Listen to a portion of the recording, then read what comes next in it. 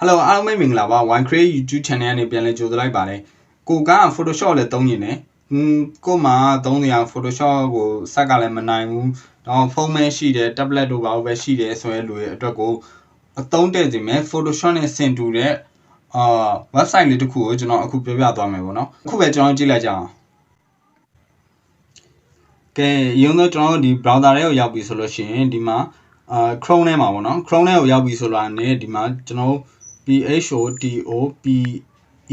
လို့ရိုက်လိုက်ပေါ့နော် Photopea ပေါ့ Okay အဲ့ဒါဒီ website လေးကြာလိုက်အဲ့ဒါထိပ်ဆုံးပေါ်လာတဲ့ဥစ္စာတွေကျွန်တော်နှိပ်လိုက်မယ် Okay ဒါဆိုလို့ရှိရင်အခုဒီမှာPhotopea ကိုရောက်လာပြီပေါ့နော်သူ့မှာ browser ပဲဖြစ်တဲ့အတွက်ကြောင့်ဒီဘက်ညာဘက်နားမှာဒီမှာကြော်ညာလေးတစ်ခုတော့တက်လိုက်မယ် Okay no problem ပြီးရင်ဒီမှာ new project ကိုခေါ်လိုက်မယ်ပြီးရင်အခုဒီမှာ default ရှိတဲ့ site ကျွန်တော်ဒီမှာ Instagram post ကိုပဲရွေးလိုက်မယ်ဗျာပြီးရင် create ကိုနှိပ်လိုက်မယ်နော် create ကိုနှိပ်ပြီးရတယ်အခုဒီမှာဆိုရင်ကျွန်တော်ဒီညာဘက်မှာဒီမှာ layer ရှိတယ်ဒီမှာ new layer ခေါ်လို့ရတယ်ကျွန်တော်ဘာလုပ်မလဲ pen tool လို့ပါလို့လေဒီမှာကောက်လို့ရတယ်ပြီးရတယ်ဒီ pen tool ကိုကျွန်တော်ဒီမှာ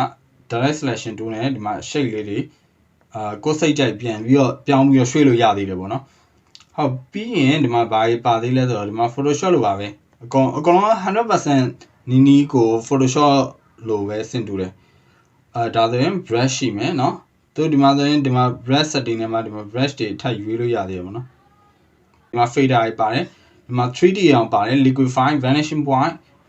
အစုံပါတယ်ဗျာ 100% နီး Photoshop နဲ့ဆင်တူတယ်ပြီးတော့ဒီတစ်ခုကဒီညာဘက်ကကြော်ညာလေးတက်တာလေးရလွယ်လို့ရှိရင်သူကအကုန်လုံးမိုက်တယ်ပေါ့နော်ခုဒီမှာကျွန်တော်ဒီမှာ file နဲ့ဆိုလို့ရှိရင်သူက CSPLD ဆိုပြီးတော့နှိပ်လိုက်အခါကြလို့ရှိရင်ကျွန်တော်ကဒီမှာသူက download ကျသွားမှာပေါ့နော်အောက်မှာ progress bar မှာ download လေးကျသွားလိမ့်မယ်မှာ export as ထဲမှာဆိုလို့ရှိရင်လည်းဒီမှာကျွန်တော်ဒီမှာ MP4 တွေရောအကုန်အစုံရရဗျာပြောရရင်ဒါ 100% လုံးဝနီးကိုပဲ Photoshop နဲ့ဆင်တူတယ်ပေါ့နော်ဟုတ်ခုဒီမှာဒီ channel တွေလည်းပါတယ်ဒီမှာပတ်တွေလည်းပါတယ်ပေါ့နော် history တွေလည်းပါတယ်အကုန်လုံးအတိုင်းပဲ Photoshop အတိုင်းပဲပေါ့နော်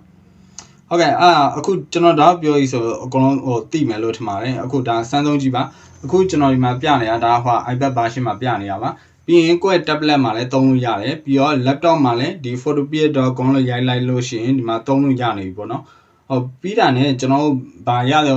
mobile version မှာရသေးတယ်ဖုန်းမှာလည်းဒီမှာ photopea.com ဆိုပြီးရိုက်ပြီးတော့ဒီမှာကျွန်တော် landscape mode ကိုပြောင်းပြီးတော့နေပါလုံးလို့ရတယ်ပေါ့နော်ဒါပေမဲ့ဖုန်းမှာတော့ screen သေးတဲ့အတွက်ကြောင့်နည်းနည်းတော့အခက်အခဲတော့ရှိလိမ့်မယ်ဟုတ်ကဲ့အားလုံးပဲဒီဗီဒီယိုအဆုံးထိကြည့်ပေးတဲ့အတွက်ကျေးဇူးတင်ပါတယ် bye bye see you in the next video bye